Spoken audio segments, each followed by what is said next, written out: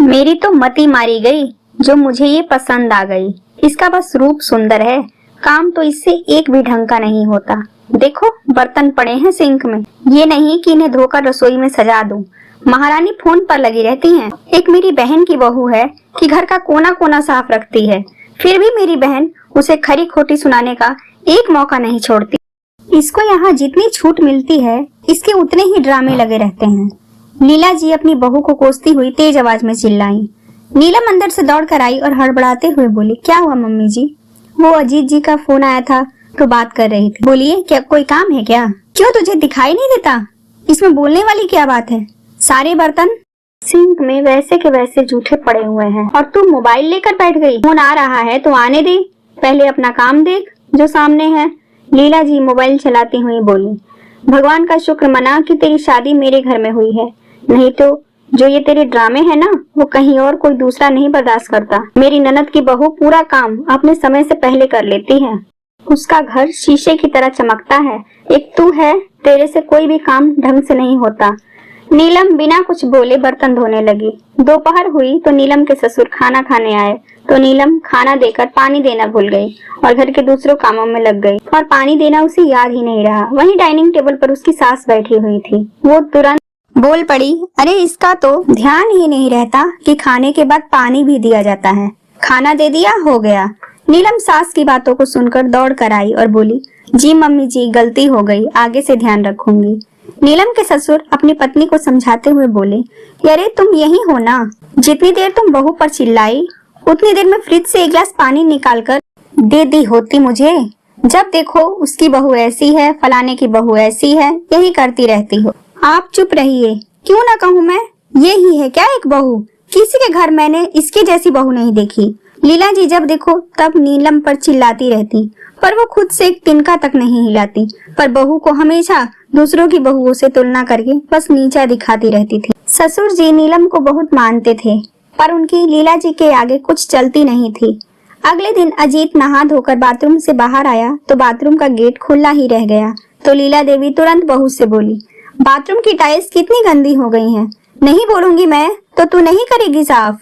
मेरे मायके में मेरी भाभी की बहू हमेशा बाथरूम साफ करके सुखा कर रखती है, टाइल एकदम चम चम चमकता है उसके यहाँ का। नीलम बोली, मम्मी जी थोड़ा अजीत जी के कपड़े निकाल कर उन्हें दे दूं, वो ऑफिस के लिए लेट हो रहे हैं, फिर जब काम करके नहाने जाऊंगी तो बाथरूम के टाइल्स को साफ कर दूंगी। हाँ हाँ कहने पर ना मेरी आगरे वाली बहन की बहू सब कुछ बिना कहे करके रख देती है। तुझे तो मैं दिन भर चिल्लाती हूँ तब एक काम करती है तू, हिल हिल कर। नीलम चुपचाप वहाँ से जाकर अपना काम देखने लगती है। एक दिन नीलम की सास अपनी सहेली से फोन पर बातें कर रही होती हैं, तो बातों बातों में कहती हैं कि मेरी बहू की क्या पूछ रही है, तेरी बहू जैसी नहीं है। तेरी बहू ने तो पूरा घर संभाल लिया है, कितना ख्याल रखती है वो तेरा। तू तो कहीं जाए कहीं आए, तुझे कोई टेंशन नहीं रहती है। तेरी किस्मत अच्छी है, मेरी बहू तो एकदम अलग है। मुझे कोई सुख नहीं है उसके यहाँ रहने या नहीं रहने से। जब फोन कट गया तो नीलम के ससुर अपनी पत्नी से बोले, तुमने तो नाक में दम कर दिया है, हद है, दिन भर बहू के पीछे पड़ी रहती हो।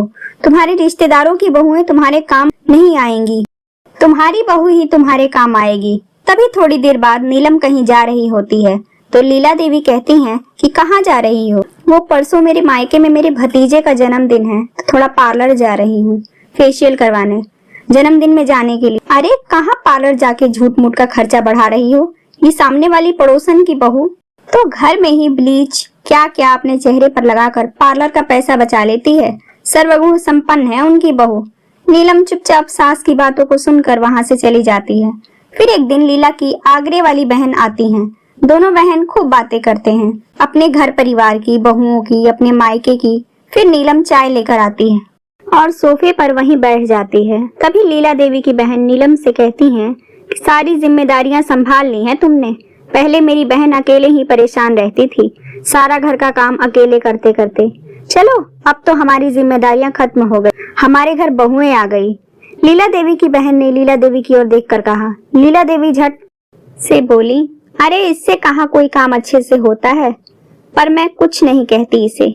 जो यह नहीं कर पाती वो मैं ही कर देती हूँ। भाई जितना होता है उतना ही करो, तो उनकी बहन बोली, और क्या, बहुएं हैं, धीरे धीरे सीख जाएंगी। एकदम से सारा लोड बहुओं पर भी नहीं डालना चाहिए।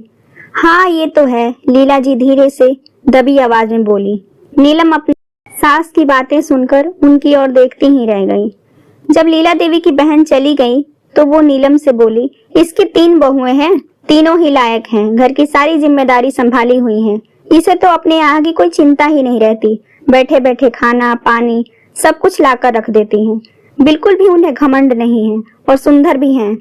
सास ससुर को भी बहुत करती हैं। नीलम को बहुत गुस्सा आता है। वह बोली, मम्मी जी सबकी बहुएं सर्वगुण संपन्न हैं। मैं तंग आ गई हूँ ये सुनते सुनते। फलाने की बहू ऐसी है, उसकी बहू ऐसी है, पर आपकी बहू भी तो बहू है, और वो आपके और आपके घरों के लिए क्या करती है आपने कभी ये महसूस ही नहीं किया। आपकी बहू तो कुछ करती ही नहीं है, आप ही कर लेती हैं, ज्यादा लोड नहीं देती हैं, है ना? अभी आपने मौसी जी से कहा, पर क्या सच में आप ऐसा करती हैं? आपको मेरे अंदर कमियां ही केवल दिखती हैं। मैं आपको अपनी माँ जैसी देखभाल करती हूँ, पर आपने मुझे कभी अपना समझा ही नहीं।